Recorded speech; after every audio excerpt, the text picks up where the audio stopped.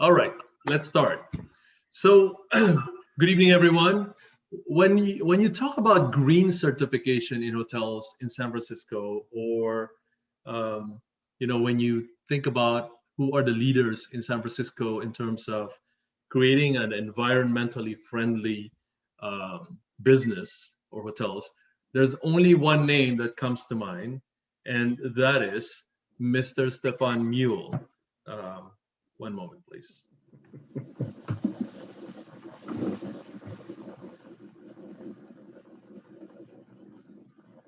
And that's Stefan Mule. And Stefan actually and I have known each other for probably over 15, 20 years in the industry because we both have been in San Francisco for quite a long time. He is currently the area managing director for Noble House Hotels and Resorts in San Francisco, overseeing the Argonaut Hotel and Hotel Zoe in Fisherman's Wharf. So if you haven't seen that property yet, I highly suggest either staying there or actually passing by. It's a beautiful. It's one of my favorite properties, the Argonaut Hotel. Lots of history there. Stefan is a true visionary and a true hotelier of over 2 decades of leadership of high-end branded and boutique hotels in San Francisco Bay Area and Greater Chicago area, with really the emphasis on greening hotels and making sure that the hotels are environmentally eco-friendly and environmentally friendly. And he's done a great job in doing so because if you look at some of the accolades that Stefan and his hotels that he managed before, it was quite an achievement. And some of them include 2020 Hotel Heroes Sustainability Award recipient, TripAdvisor Gold Level Green Leader, Certified San Francisco Green Business, of course, Green Key Global Certification, EPA Energy Star Certification, in Orchard Hotels that he managed for many years. And actually, those two hotels are probably, I would say, the lead hotels in terms of the leaders of in the industry and in San Francisco for greening hotels. I mean, when we first started talking about greening hotels, Orchard Hotels were a step above or beyond greening the hotels, right? They were always ahead of the game. Cool California Small Business Award, and American Hotel and Lodging Association Good Earthkeeping Award, TripAdvisor Best Luxury Hotel, and San Francisco Weekly's Best Organic Restaurant in the hotel at the Orchard. So Stefan is not only an expert in greening hotels, but he's also an expert at driving up triple bottom line profits. He's very active in the community. He served the Hotel Council of San Francisco. He's been an officer, a board member, as well as San Francisco Travel. He's a master in networking. That's why we've stayed friends. And Stefan has an outstanding record of transforming hotels and reinventing the guest experience through renovations and turnaround strategies. And what's great about Stefan's leadership skills in renovating hotels, he incorporates greening practices in all his businesses, which is excellent because, as we all know, it's important for all of us to contribute to the environment or to preserving the environment, whether you're working at a hotel or a restaurant or an alternative lodging establishment like RV resorts or Airbnb, or if you're a host, if you're letting your cabin or your house be rented out on Airbnb, you have to contribute to that, right? So without much further ado, I wanted to welcome Mr. Mule. And Stefan, if you could introduce yourself, and let's start off by maybe sharing with the students, how you started in your career and what brought you to where you are now. Great. Well, thanks so much for having me.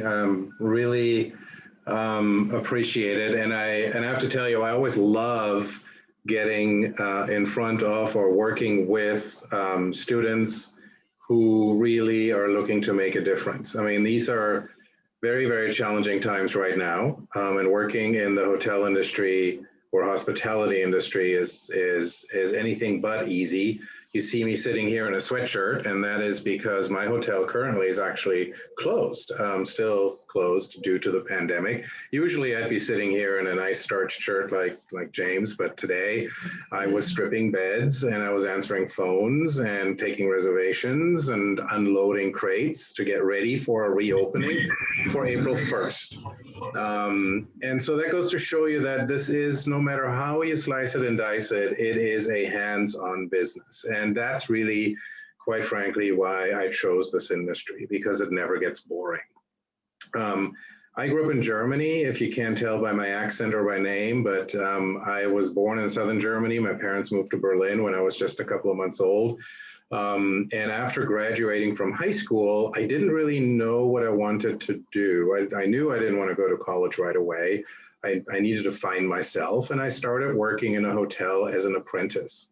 For 3 years or 2.5 years, I worked with master sommeliers and maitre d's and really good hotel managers. And I finally became a certified restaurateur and hotelier. I have that paper in my hand. With that, I then decided I wanted to go to school, just like you guys, right? And so I ended up going to a school in Switzerland because they gave me a partial scholarship. Otherwise, I wouldn't have been able to afford it. But it was a really nice college that had a transfer agreement with Washington State University. And they had a hotel and restaurant program that was part of the business school. And so I decided that was right for me. And I got a degree in hotel and restaurant management from Washington State. I graduated at the tail end of a recession. Those of you who are close to graduating are going to feel the same pain because good jobs are few and far between. But I can tell you that what I did, I added 1 semester and a summer. I loaded up on marketing classes, and I learned as much as I possibly could about sales and marketing, so that I got a second degree in business with an option in marketing. And so then, armed with those 2 degrees, bachelor's degrees in hotel restaurant management and in marketing, I was recruited by the general manager of the Drake Hotel in Chicago. And he got me on board and said, all right, you need to go through a rooms division management program because you already have F&B background. How about rooms? I said, fine. He put me on the rooms track side, and after about 6 weeks, he pulled me out of the program and said, okay, I get it. You've worked in hotels. You don't need to fulfill the entire 6 months. How about we give you your first management job? And I said, fantastic. What is it going to be? And he said, night manager. I'm like, awesome. Most people don't want to be night manager because you work from 11 p.m. until 7 in the morning. But to me, this was a golden opportunity to actually be in charge of a hotel, and the Drake Hotel to boot, which is a world famous landmark property on Michigan Avenue in Chicago. And I was going to be in charge for 8 hours. And yes, it was the night shift, but there was a security crew, there was a houseman crew, there was a accounting crew, there was a front office crew, and it was fantastic. I learned so much during that time. And I remember we were doing plenty of projects during that time, including some projects which later on would be known as sustainability projects. Back then, there was no name for it. There was no greening or nothing eco-friendly. It was just, how can you save money? How can you, do things differently, right? And so that's where I really got my first taste, working myself through the ranks at the Drake. I then ended up coming to California and Santa Fe, New Mexico. And after a couple of zigzags, I ended up at the Orchard Hotel, like James said. And at the Orchard, we had a really interesting situation with a private owner, at the time, 78-year-old Chinese lady from Shanghai, who built her hotel in honor of a deceased family member.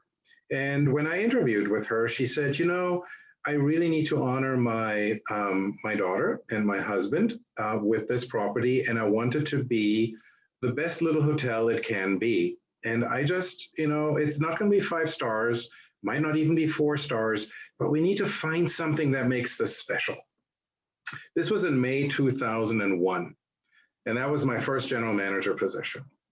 So I don't know if you guys, you probably weren't even born yet, but a few months later, 9/11 happened. And I was that bright-eyed, bushy-tailed general manager who had no clue what to do, after 9/11, the terrorist attacks, because business just stopped. Similar to what we went through here with coronavirus. Not quite as severe, but it was a true test of what will you as a leader do in your hotel to get through this? And so I remember I got my team together, housekeeping, front office, food and beverage, accounting, everybody. And I sat around a boardroom table and I said, all right, guys, we know that business is just not going to happen for a while. We need to find ways to save. What can we do to save money without firing anyone, letting anyone go, laying off people, or taking away from the experience that a hotel guest typically would have with us?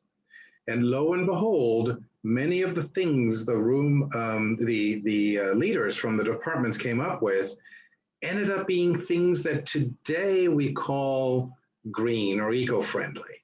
Things like, oh, we can save paper by printing on both sides of a paper. Or things like, oh, why don't we change out all the light bulbs and use LEDs because there's a program right now that the state of California will pay for. Or things like, hey, let's put in water misers, little flow constrictors in the sinks and in the faucets so that people don't use as much water. Or, oh, let's put in some room thermostats so that we don't waste heat and air conditioning when the rooms aren't occupied. So everybody started thinking about what they can do to save money. And interestingly, right at that time, the Department of the Environment took note of our hotels and said, hey, we heard you're doing all these things. We have a California Green Business Program, and no hotel is part of it. Would you like us to come and audit you and tell you what perhaps you can do in order to become the first certified green hotel by the city of San Francisco? And you know what, as a general manager, I can tell you, you don't want auditors in your hotel. That's a scary word, right? You want to be left alone. You don't want anyone to audit you because you're afraid to hear bad news. But realistically, what happened was these guys said, hey, we'll come in and consult for you for free. It's not going to cost you anything. And you're going to get a list of things that we think you can do to improve your operation and make it more efficient. And so that's what I did. I allowed them to come in. And for 3 months or so, we went through all the departments and akribically, step by step, worked out an approach on what we could do in each of the departments. And before we knew it, it was about another 6 months or so after we made some adjustments and changed some setups, but really with very, very little expense, we ended up with an extremely efficient hotel that was saving so much money operationally. And we became the first certified green hotel by the city of San Francisco. Then my owner is like, hey, you figured out how you can be different. People like this. I want another hotel. I want to build another hotel. This one's also in honor of my deceased husband and my daughter.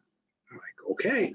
And I found her a plot of land that was only about 3 blocks away on the corner of Powell and Grant. Of Bush and Grant. And she's like, all right, I just want to build another 100-room hotel. And I want it to be the most sustainable hotel it could possibly be. So I got in touch with the builders that had previously built the first Orchard Hotel. And I talked to the project manager and I go, all right, so Mrs. Wong here, she would like to build a sustainable property. How do we go about that? And luckily, the project manager says, listen, have you heard of leadership and energy and environmental design, the LEAD program? And I said, no. And he goes, well, it's really interesting because we can build this property from the ground up to be energy efficient. If you're interested, we can do a little study and see how much more expensive it'll be. So Mrs. Wong gave the okay to do the study. And it added, so this ended up being a $23 million hotel when it was all built, right? For about 86 guest rooms plus some event space and a restaurant. And the premium on it was about $1.5 million in order for it to become a LEED certified hotel. But that was money well spent, because when you then operate the energy efficient building, you're saving tens of thousands of dollars every month, right? And so your payback on the $1 million or 1.5 million was very, very, very quick, right? So we built the hotel, we opened the hotel, and because we were the first LEED certified hotel, we were also certified by the Department of the Environment, and then Green Seal approached us and said, hey, would you like to get certified by Green Seal? Right? And I said, I didn't know there was a program for hotels. And he's like, well, yeah, we're about to build one, and you guys would be the perfect hotel to participate. And so we got Green Seal certification as well. And remember, this was in 2006, 2007, so 13 years ago, 14 years ago. At that time, we were truly the first hotels, or first pair of hotels, that were LEED certified, Green Seal certified, Department of the Environment certified. And I went to town with that from a sales and marketing perspective. And we ended up opening the second hotel and stabilized our operation within about 3 months. And, you know, James will attest to this. You know, if you build something from the ground up, or you renovate and reopen, it will take you 12 to 18 months typically to stabilize a project and a hotel and get to the numbers where you want to be. We actually got to our indexes within 3 months, and then another 9 months that we were outperforming everybody in our competitive set. Now, mind you, that was 13, 14 years ago. So the marketing advantages of being sustainable or being green aren't really as prevalent anymore today as they were back then, because now it's just the way that you should be doing business. Because the difference between now and then is that back then, in 2000 to 2010, you received real benefits to going green, right? So there were incentives. There were things that you received, like free consulting services, or free audits, or free light bulbs, or free this and free that. And so you received all these benefits for doing the right thing. Today, it's different. Today, you get penalized for not doing the right thing, because we are 10 years down the line, and we've had plenty of time to adjust and adapt. And those of us who chose not to adapt are being left behind, right? And so many of the hotels you see today, they may look ordinary from the outside, but when you look behind the walls, or when you look at how they're being operated, they're anything but ordinary. A lot of thought goes into the design of a room, and you know, what materials do you use, and the carpeting, and the wallpaper, and the glue, in the bedding, you know, all of those things you want to think about. Right now, for example, I'm going through an interesting exercise, because we're a certified green business at the Argonaut Hotel. We're reopening on April 1st, right? So, but we're still in the middle of a pandemic, okay? I know people are gonna want their coffee in the room, and I know people are gonna want a glass of wine in the room, and I know people are gonna want glasses in the bathrooms to put their toiletries, right? But I can't put real wine glasses in the room. I cannot put a real coffee cup in the room right now, because people are afraid to use reusables, because they think that, oh, perhaps this is not clean, right? And we're in the midst of a pandemic. So I'm gonna have to find something that's disposable and still sustainable, and try to do that. Because by definition, that's sort of like at odds with each other, right? So I'd have to get paper cups for the coffee. I'd have to get cold cups, plastic cups for the wine and for the bathroom. But I really don't want to get plastic. It's not good for the environment. And I know that many of the websites kind of cheat the system by saying, oh, it's recyclable, so therefore it's sustainable. But recyclable just means that it's virgin plastic and you can recycle it. So you're not really doing anything for the environment, especially not if you don't collect it properly and divert it from landfill, right? So now I'm looking for recycled paper content in the paper cups that I'm going to be using for the coffee temporarily, and I'm looking for recycled content or rPET in the plastic cups.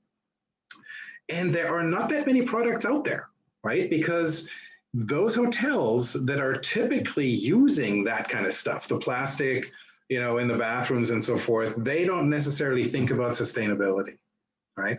So I'm now on the prowl to find the right product. And it's going to cost me a little bit more, but I do know that I'm doing the right thing. And I do know that my guests that stay here in my hotel, and they know that we're a sustainable business, if they saw a plastic and a single-use plastic cup in a guest room, they would not be happy. I'm sure they would come down to the front desk and go, hey, you said you're a green business. What the heck is this? Right? So I owe it not just to my hotel guests, but also to the environment and to the programs that we participate in to do the right thing. Right? And we're working very, very hard with partners on making sure that they are providing the right service and the right products for businesses like us, right? So that means HD Supplies or US Foods and Cisco and whoever the suppliers are. I have to ask the right questions. Do you have this alternative product for me? And then I'll let them do some of the research, and then I'll get with them and I go, all right, so this one works, this one doesn't, what's the pricing here? And we go through the process.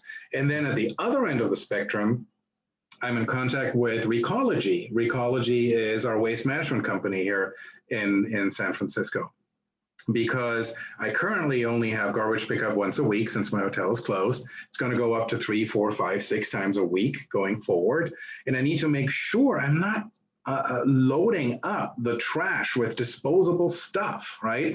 So I need to make sure I order the right number of trash cans for recyclables and the right number of trash cans for just regular landfill trash. And my goal remains to divert at least 70% of the garbage from landfill, because I started here and it was 66%, and we are now in the mid 70s with diversion from landfill. And the thing with Recology is, as they should, they will penalize you if you drop below 66% diversion from landfill. So you have to maintain that unless you are prepared to pay a premium. And in my case, I sure as heck don't want to pay a premium in times when I'm struggling to make anything on the top line, right? So it's all interwoven, as you can see. You can't do it alone. You have to engage your team members, right? And they need to buy into this. They need to make sure that they understand the what and the why behind what we're doing.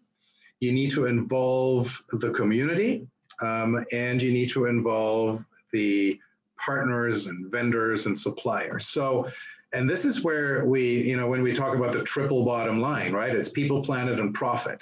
So it's the people that you have to deal with that all need to understand what we're up against. We're hopefully saving the planet along the way.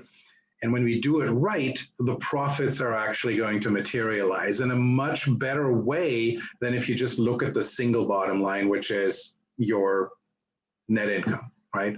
But I can tell you, your net income can and will go up if you leverage all the knowledge from your team members, from your suppliers and the community and everyone, because when you do the right thing, people will want to work with you. And when people want to work with you, whether it's staff or it's folks like James or the Hotel Council or SF Travel, that's when you really find your stride, right?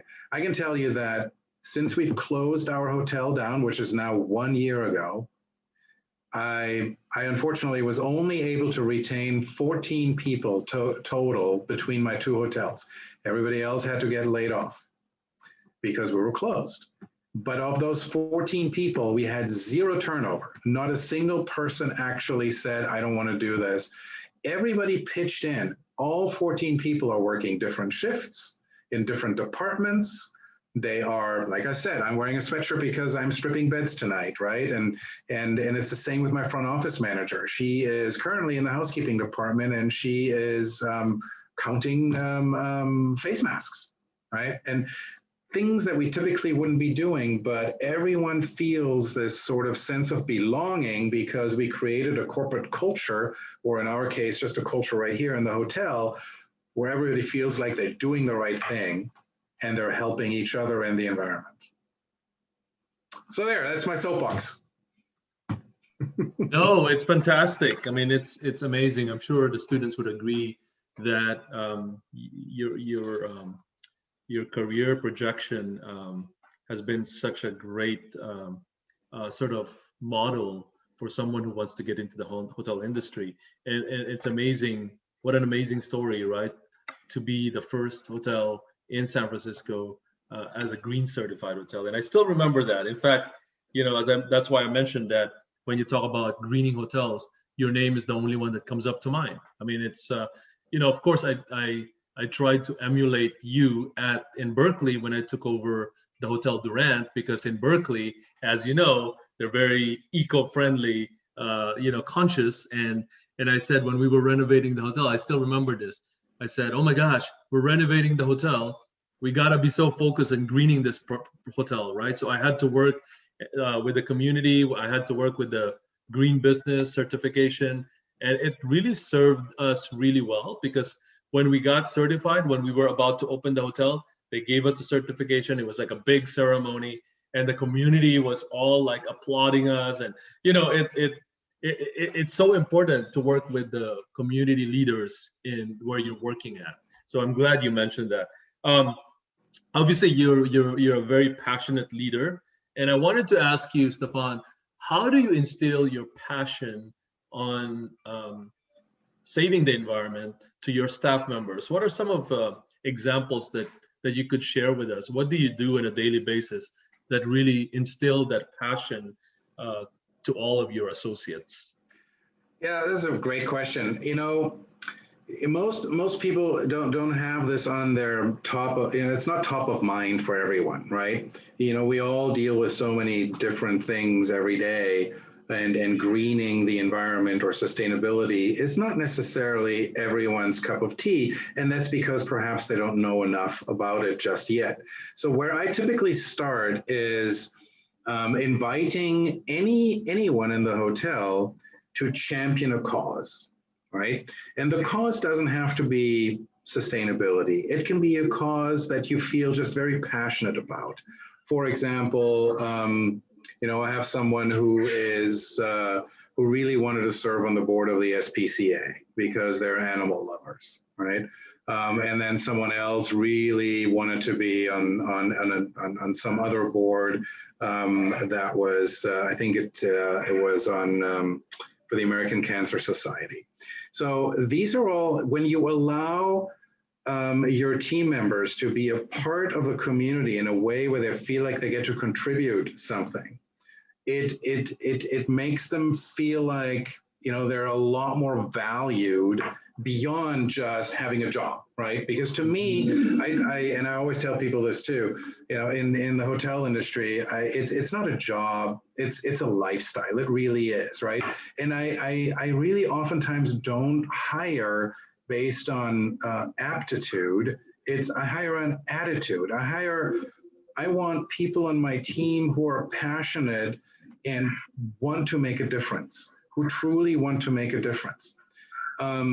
Sustainability will naturally sort of follow, because sustainability can be pursued in many ways, right? So, for example, with the first Orchard Hotel, my sustainability efforts were focused on operational aspects, right? It's what can we do to save paper? What can we do to save water or electricity? What can we do to, when we get new carpet, how can we limit off-gassing, or what paint should we be using? So it's mostly operational stuff. And a chief engineer will gladly go into this when they realize they're creating a healthier environment, right?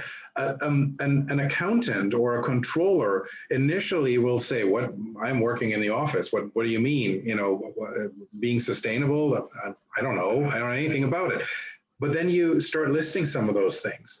Toner in a copy machine, ink, you know, is it recycled or is it recyclable at least? What paper are we using? Does it have recycled content? And, you know, things like that. Everybody somehow gets to participate. And in the end, the buy-in is so important because you don't want to push people into a corner and make them feel like they don't know enough about the material.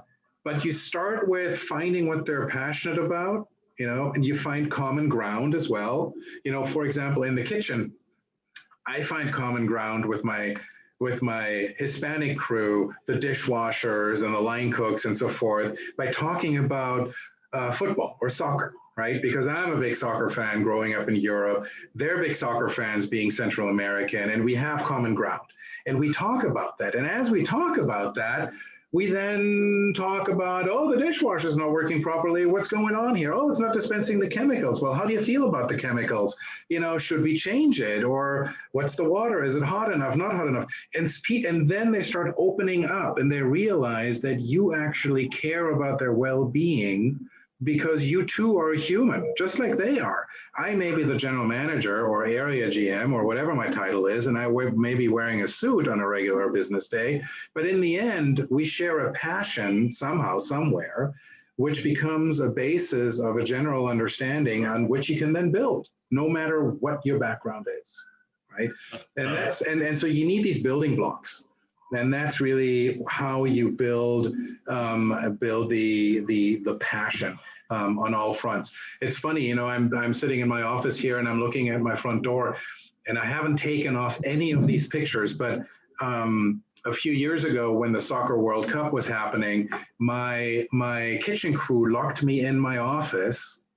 And then they plastered my front door from the office with pictures of Mexico and Germany playing soccer, and they were placing bets on who was winning and so forth. And then they let me out of the office. And they were so funny, and they were happy that I, you know, because they were like, oh my God, is he going to be mad? And I was laughing, and I loved it because they were passionate about this, and they knew I am passionate about this as well. And so it just makes a work environment so much more productive when they know that you care, and vice versa. I love what you said about connecting with your employees first rather than just dictating to them what needs to be done. I think it's a secret of leadership, right?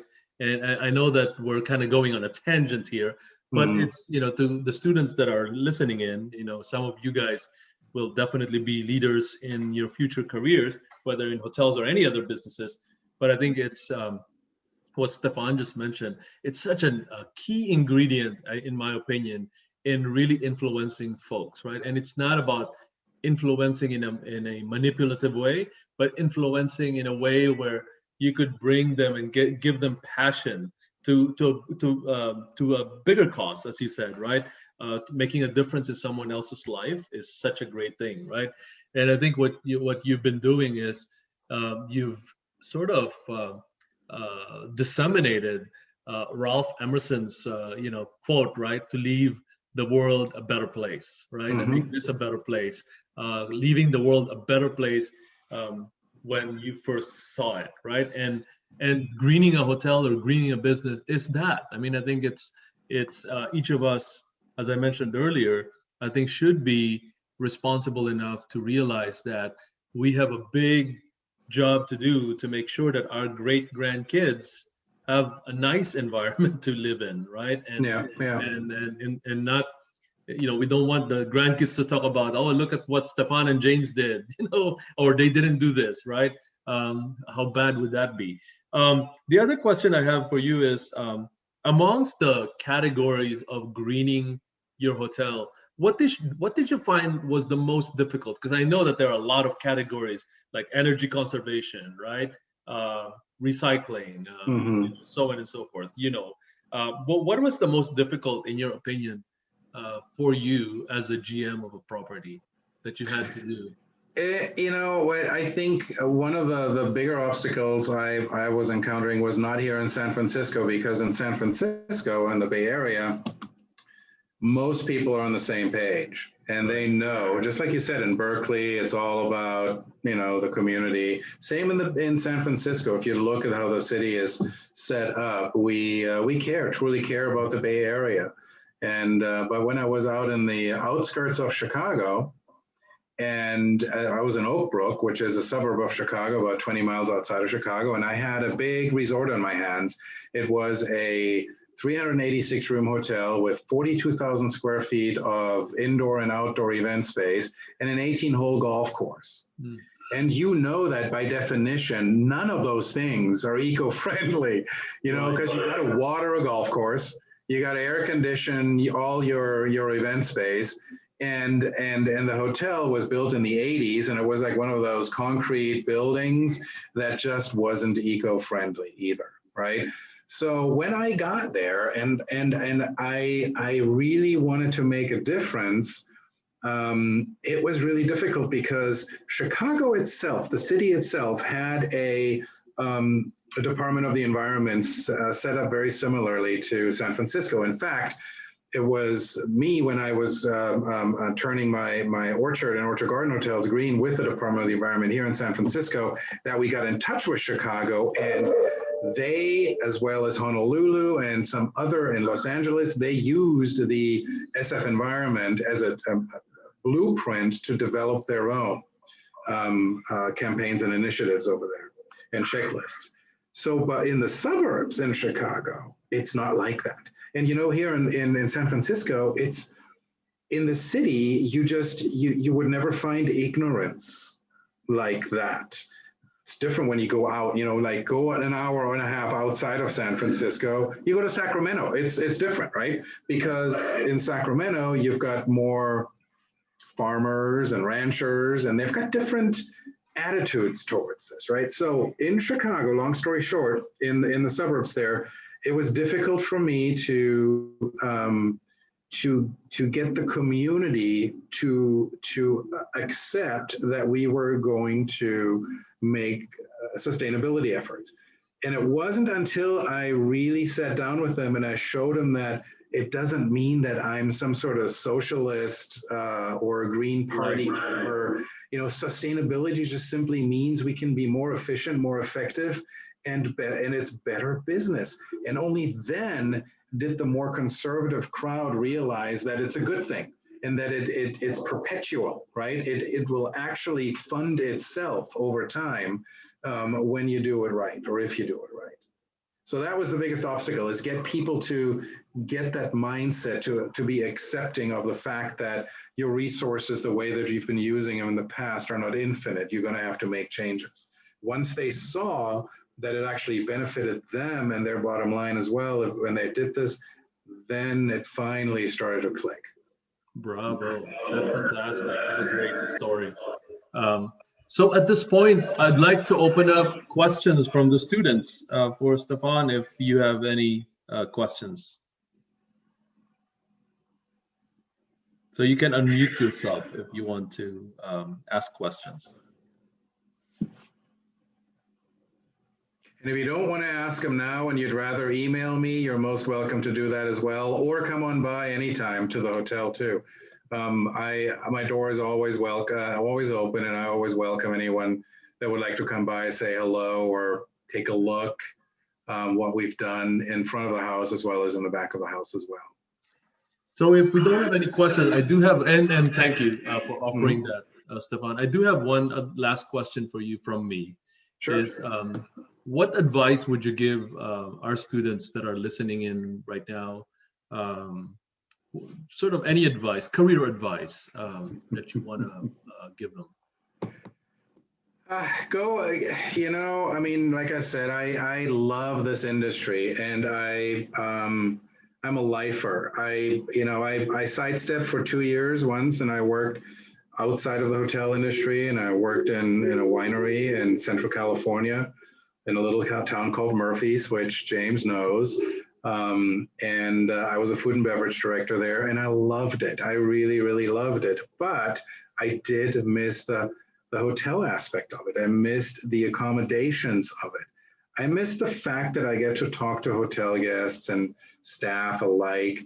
You know, there's something unique about the hotel or the hospitality industry, and that is you have your team and you build your team, and it literally becomes like family, that team does, because you spend a lot of time. This is the one thing you should know. You enter this industry, you know, it doesn't start at 9 and ends at 6 or 8 to 5 or whatever. We're open 24/7. So you have to have the mindset and the heart of a servant, so to speak, right? And you need to like people and like assembling teams and creating family atmosphere. But you also create that with your guests at times, which to me is hugely rewarding as well, because it's such a good feeling when people walk through the front door of my hotel at the Argonaut. They walk in, they look at the decor, and they're immediately happy. You know, they're happy because they're in an environment that looks great, it smells great, and there's stuff to do, and kids are running around, and everybody's having fun. That is, you know, I picked this industry because it's joyful, it's fun, you know, and James worked for a company that actually was named after joyful behavior and the joy of life. It was joie de vivre. And, you know, the founder, he was focused on that. It's like, let's build an environment where people are happy. And so my advice, if you choose this industry, go in full well knowing that the days are long, the nights are long, but it's hugely enjoyable. And yes, you know, there are days that can be extremely challenging when the computers go down or there's a power outage or whatever, you know, I mean, stuff happens, but it is so much more rewarding than sitting in a cubicle and counting beans, or, you know, I couldn't see myself working in an office 10 hours a day. The walls would close in on me. I like the idea of being in the lobby, being with my staff, being with the guests, going into the restaurant, helping out, being a host. You know, think of a hotel as a microcosm of the world, right? I mean, there's something for everyone here. You've got accounting, you've got engineering, you've got the rooms division department, and even within the rooms division department, you have bellmen and doormen and front desk agents and housekeeping, right? It's never ending. It never gets boring. And so when you enter this industry, you need to understand you can't just go into one track and think you're going to be a general manager 5 years, 10 years down the line.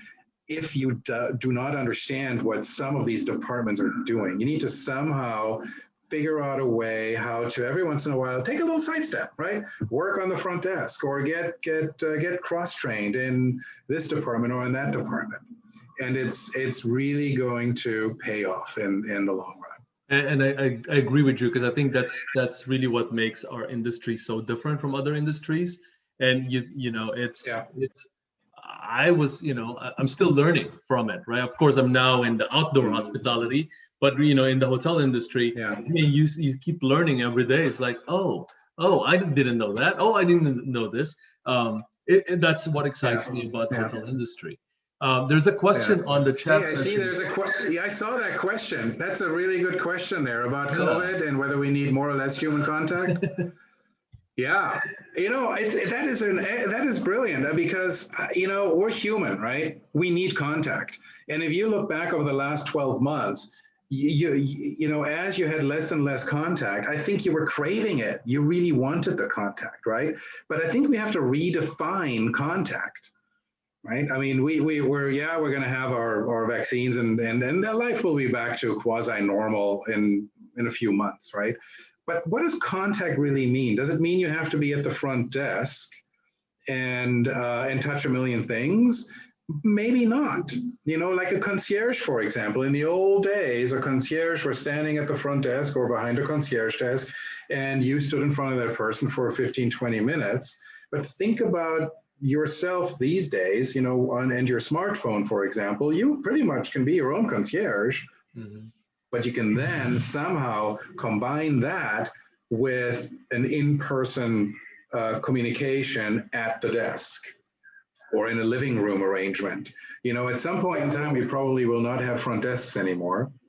We might end up with little pods or seating arrangements where guests are checking in on an iPad sitting down in the lounge or in the lobby, right? I mean, B&Bs do it already. Smaller hotels get to do this as well.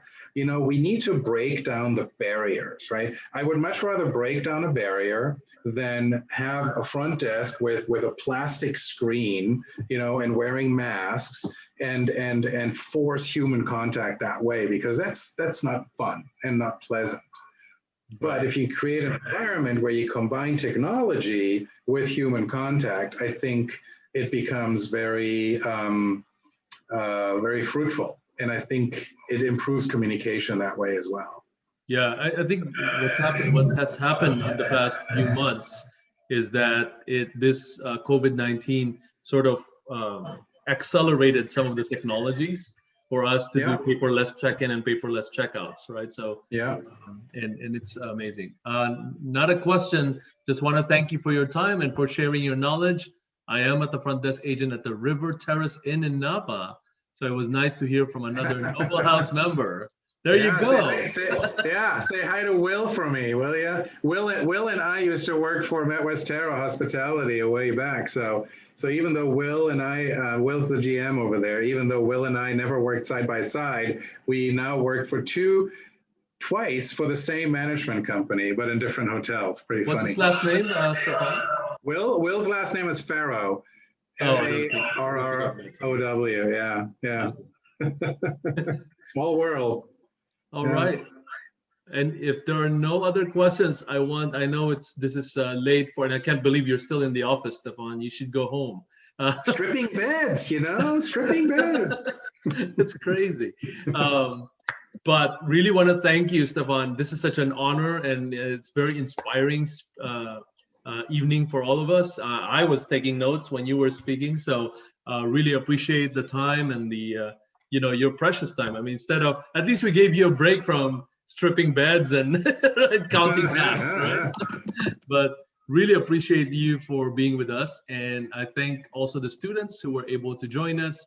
I know it's late at night, but really appreciate you all for joining us this evening.